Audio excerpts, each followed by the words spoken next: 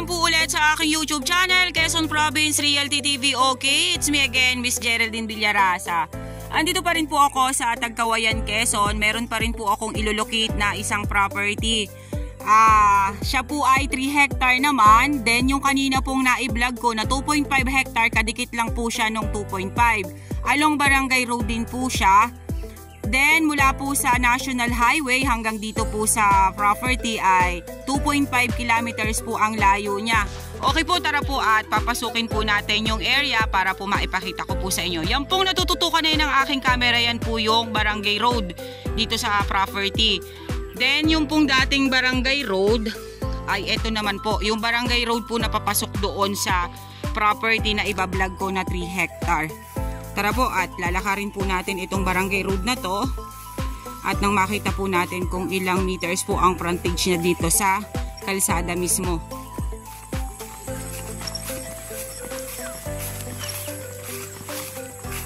Medyo po itong Barangay Road na to ay pinabayaan. Sabi po nung aking mga kasama, ito po talaga yung PD Road dati noon na ginagamit ng tao. Ngayon, nagpanibagong propose po sila ng Barangay Road. Yun na nga po yung kaninang pinag-umpisahanan ko. Pero ito po ay bubuhayin rin nila. Yung po kasing dun sa pinag-umpisahanan ko, yun po yung nag-connect dun sa kabilang barangay.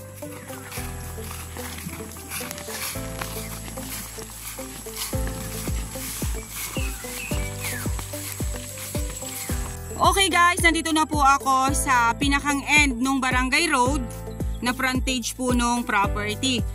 Nasa 100 meters din po siya. More or less 100 meters yung frontage niya po dito sa Barangay Road.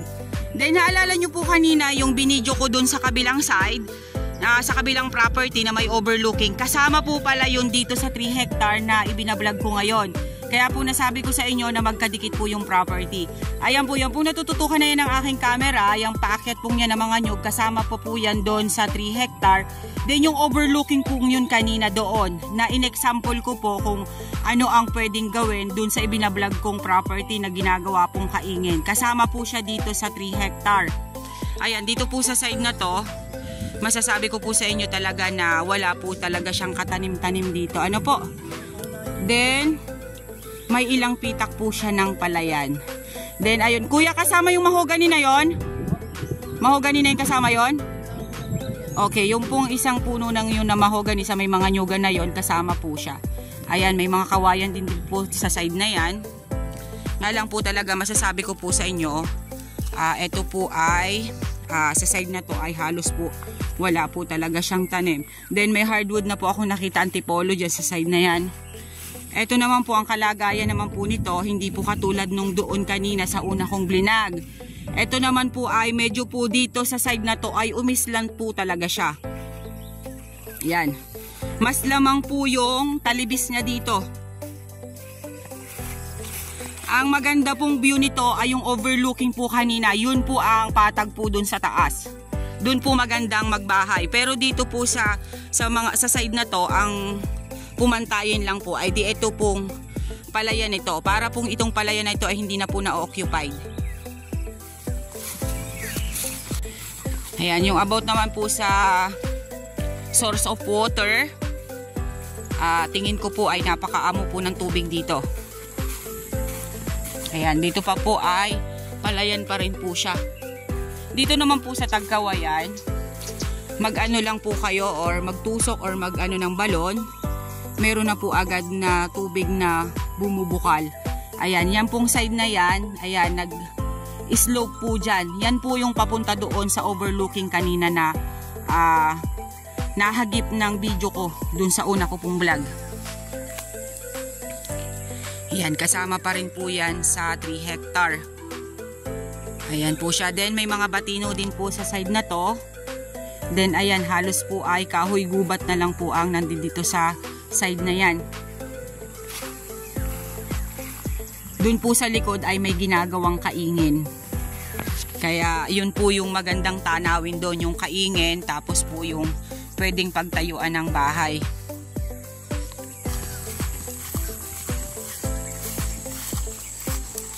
Ayan po, iikutin pa rin po natin ng konti. At medyo po umuulan na. Baka po kami abutin ng ulan. Malayo pa po ang aming pupuntahan. Tatapusin ko lang po itong vlog na to. At kami babalik na po sa aming bayan. Ayan, ito pong side na to, nag-slope po siya dito. Yan. Yan po yung papunta na po doon sa overlooking kanina na nahagip ng aking video.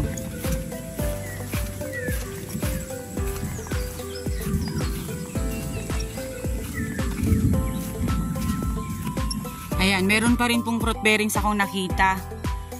Duhat, ayan. Ayan, medyo po siya dito nag-slant din.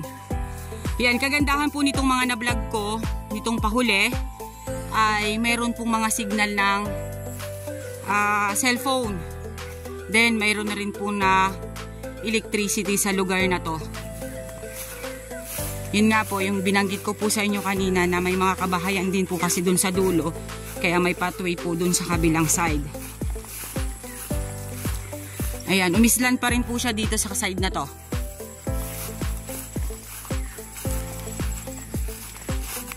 Yan po, yan po. Mangilan-ngilan po ang nyog niya talaga. Halos po ay mas marami pa pong nyog yung kabilang blinag ko kesa dito. Pero po maganda po itong property. Kasi nga po, maganda po itong pagtaniman ng mga pinya. Pinya, luya, yun po ang maganda dito kasi nga po ay talibis. Pag umulan, ang tubig po ay pababa. Hindi po siya mai-stack dun sa taas. Ayan, napabayaan lang po talaga na ng seller. Kaya po ganito po na po ang kalagayan niya.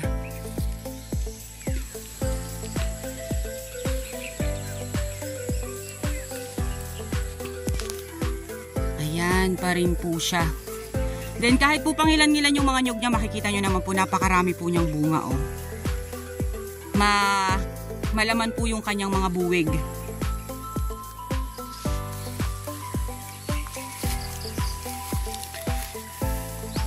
Yan pong palayan na yan, pwede nyo po siyang gawing fish pond. Yan, makikita naman po natin yung mga boundaries kasi ayan. Dito po kasi sa amin, sanay po kasi dito na imbis mo nang ilalagay, maglalagay po sila ng Madre de Cacao. Kasi yung Madre de Cacao, nabubuhay po siya. Kaya yun yung ginagawa nilang tanda sa pagitan. Ayan po siya. Ito po yung palayan. Then, ang barangay road po ay nandun sa side na yon.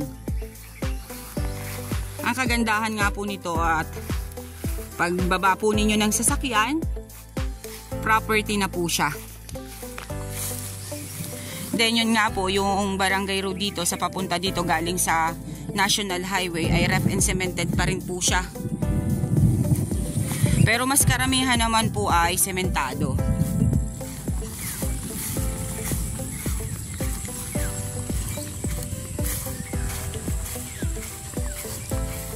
Yan po oh. Dito naman po kasi sa amin, ang palayan po ay sahod ulan. Ibig sabihin po ng sahod ulan, pag hindi po umulan, hindi po makakapagtanim ng palay. Hindi po katulad sa ibang mga lugar na kahit po tag-init at may irrigation, nakakapagtanim po sila. Dito po ay hindi. Sa ngayon po ay papunta na po tayo sa tag-ulan, kaya yan ay matataniman na. Mahaba po kasi yung naging tag-init, kaya itong palayan na to ay naging talian ng mga kalabaw at baka. Ayan po siya. Papunta na kayo doon. Doon ako lalabas.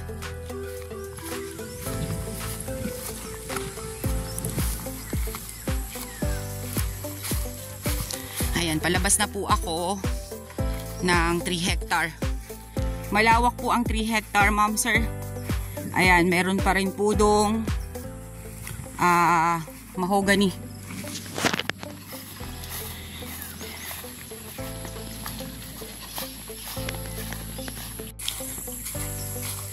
Ayan pa rin po siya. Then yan, makikita nyo po itong part na to ay talagang masyado po siyang magubat. Ayan, pero madali lang naman po siyang tanggalin kasi hindi po siya katulad ng ibang mga property na mga bagin. Ito po, pag yan po ay tinabas ninyo, makikita na po yung hugis ng lupa or yung pantay na lupa or kung ang lupa po ay talibis or ano or what. Ayan, madali lang po siyang patayin yung mga yan na mga kahoy gubat na yan.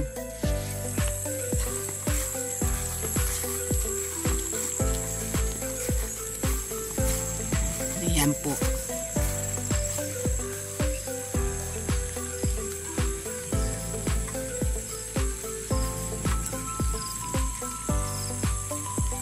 Ayan, napakaganda po nung area. Talaga pong linisin lang.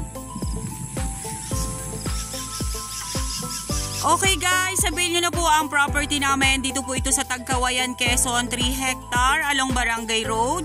Ang frontage po niya dito sa Barangay Road is nasa 100 meters. Then may ilang pitak po siya ng palayan. May overlooking.